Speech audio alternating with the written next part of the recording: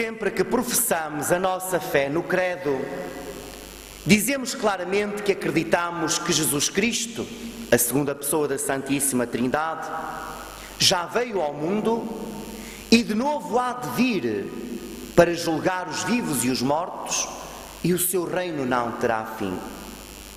Não sabemos quando isso acontecerá.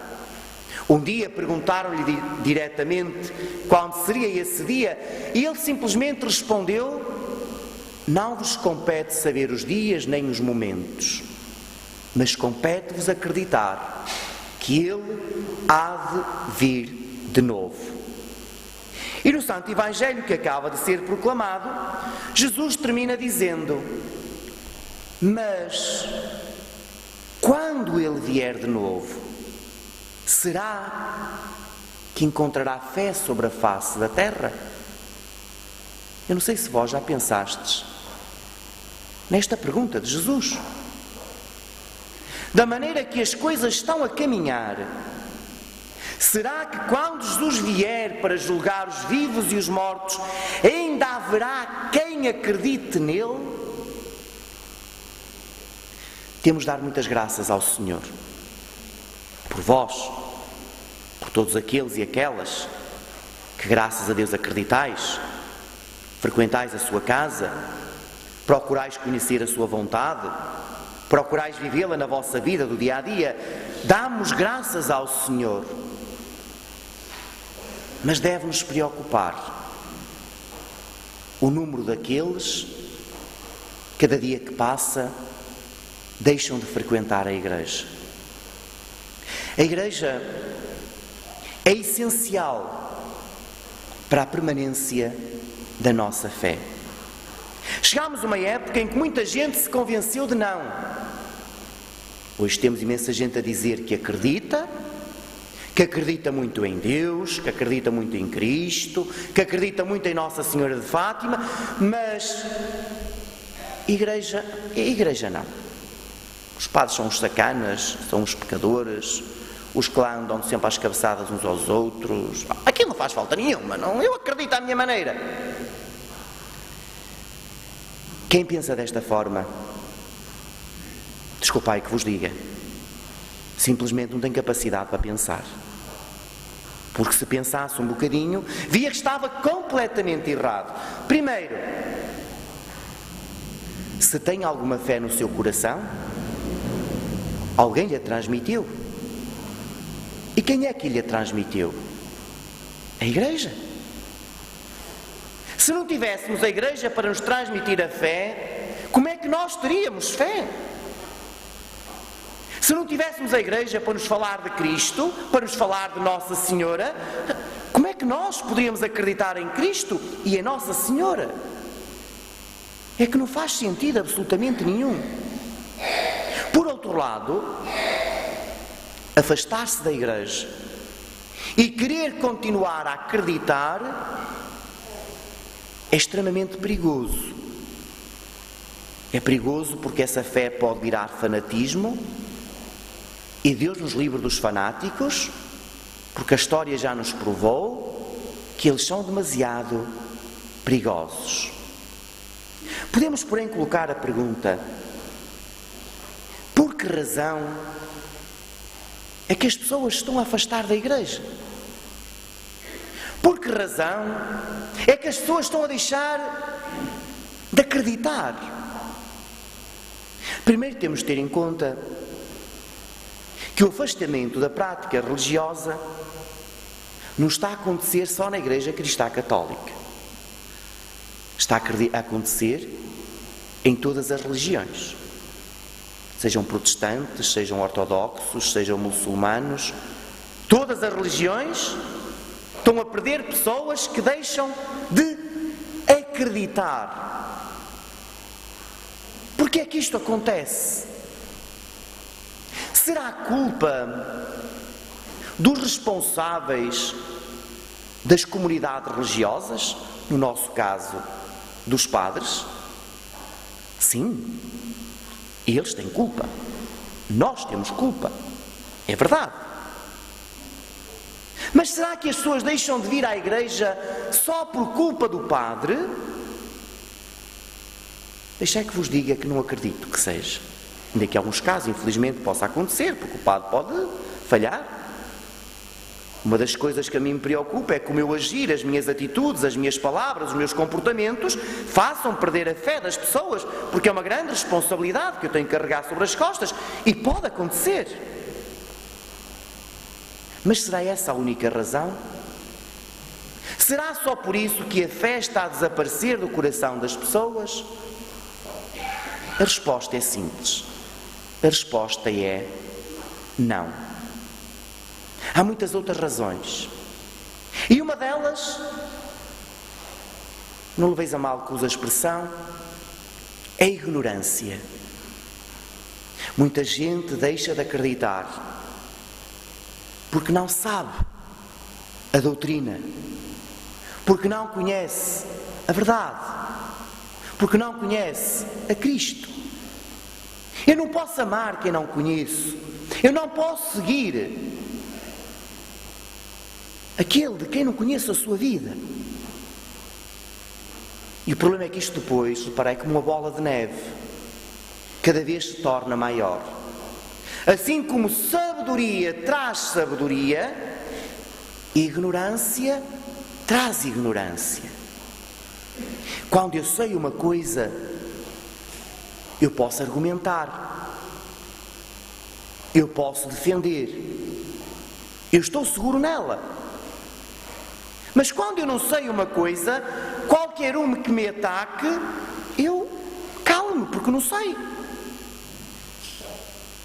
E no meu entender, está aqui uma das grandes razões pelas quais as pessoas deixam de acreditar.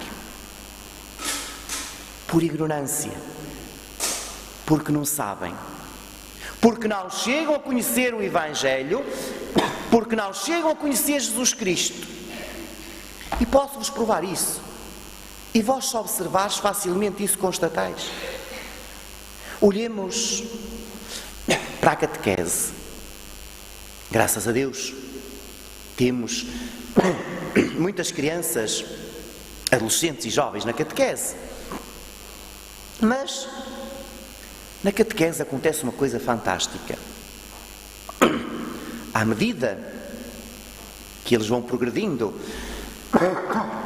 desculpem, à medida que eles vão caminhando na escola, vão desaparecendo da catequese.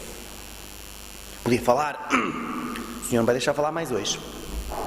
Se calhar estou a dizer asneiras.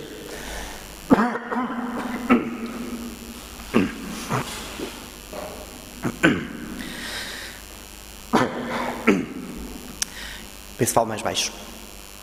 Podemos falar, por exemplo, o que acontece com os miúdos que ajudam na Eucaristia. Com grande entusiasmo querem ajudar todos. Vão crescendo, desaparecem. E desaparecem porquê? Por várias razões. E a principal é a escola. E os amigos. Porque eles, quando são pequeninos, e em escolas assim de meios mais simples, quando não tem quem os critique, quem ataca a sua fé, eles vão permanecendo. Mas depois vão para o secundário, encontram professores que, em vez de ensinar as matérias que lhes compete, põem-se a falar da igreja e dos padres, e os miúdos começam a ter vergonha e começam a desaparecer. Depois dão mais um passo e vão para a universidade. E na universidade tentam-lhe meter na cabeça que ciência e religião são incompatíveis, que o estudo é que é, a filosofia, a ciência, a religião é obscura, a fé é dos ignorantes. E se eles tivessem uma fé forte, se não fosse a tal ignorância, eles permaneciam. Mas como não têm, facilmente se deixam deitar abaixo. Não é a única razão, mas é uma das principais pelas quais a fé corre o risco de desaparecer do coração das pessoas. Por isso é que nós temos que investir na formação, na catequese. Por isso é que nós temos de nos preocupar em conhecer a Jesus Cristo, para termos esclarecida a nossa fé, para descobrirmos que religião é uma coisa, ciência é outra. A ciência segue o seu caminho, a ciência tem as suas regras, a religião segue o seu, a religião tem as suas regras. Nem a religião tem que destruir a ciência, nem a ciência tem que destruir a religião. Porque a ciência tem lugar na nossa cabeça e a religião tem lugar no nosso coração. Quando isto acontece, da fé ir desaparecendo, depois, ela já quando é pouca, também acaba por desaparecer completamente. Muitas vezes as pessoas perdem a fé porque estavam à espera da parte de Deus um conjunto de atitudes que Deus não toma. Muita gente meteu na cabeça que Deus é aquele servente que nós estalamos o dedo e ele vem de bandeja para nos servir. Na cabeça de muita gente está isto. Que não é capaz de ver que Deus não é nosso servente. Nós é que somos serventes de Deus. Deus é que sabe. A nós compete-nos pedir. Dizia Jesus no Evangelho: pedi, porque se mesmo alguém que é corrupto acaba por atender só para que não nos chateie, Deus que é bom acabará por nos atender. Mas Deus não se deixa manipular por nós. A primeira leitura é retirada do livro do Êxodo. Ela fala-nos da caminhada do povo de Deus a caminho da terra prometida. Sabeis que o povo de Deus saiu do Egito, atravessava a península do Sinai e subia para norte, dirigindo-se para o atual território de Israel. Diz-nos a Sagrada Escritura que esta caminhada demorou cerca de 40 anos. E é interessante que para aí há 15 dias nas redes sociais eu vi alguém que punha lá uma piada da seguinte forma: foi ao Google, mediu a distância entre o Cairo e Jerusalém, pôs que tempo é que aquilo demorava a pé e aquilo dava 3 dias e qualquer coisa, 4 dias. E depois fazia o comentário ridículo: olha, 40 anos. Ignorância, estás a ver? Ignorância. De quem não sabe que aquela caminhada não foi de mata-cavalo, não foi direta. Eles acamparam aqui hoje, estiveram aqui 4 ou 5 anos, encontravam oásis ali, estavam ali para 5 ou 6 anos. Foi assim que eles foram caminhando, senão claro que não demorava de maneira nenhuma 40 anos, nem nada que se parecesse. E a primeira leitura diz-nos que nesta caminhada o povo de Deus teve um problema com os amalecitas. Não sabemos bem por que razão, se calhar por causa dos oásis ou por causa dos pastos para os animais, não sabemos. O que sabemos é que houve um conflito entre os dois. E Moisés pedia ao Senhor para vencer a batalha. Uma coisa muito importante: o Senhor não quer guerra. Nunca quis e nunca vai querer. Mas às vezes, infelizmente, a estupidez humana leva a que a guerra aconteça. Por quem é atacado, é sua obrigação, pura e simplesmente, se defender. Mas a mensagem que nos quer transmitir a primeira leitura é esta: quando Moisés tinha os braços ao alto, o exército do povo de Deus avançava e triunfava. Quando Moisés baixava os braços, acontecia o contrário: vencia o exército amalecita. Até que depois arranjaram maneira de Moisés estar sempre com os braços ao alto para que a batalha fosse ganha, o que acabou por acontecer.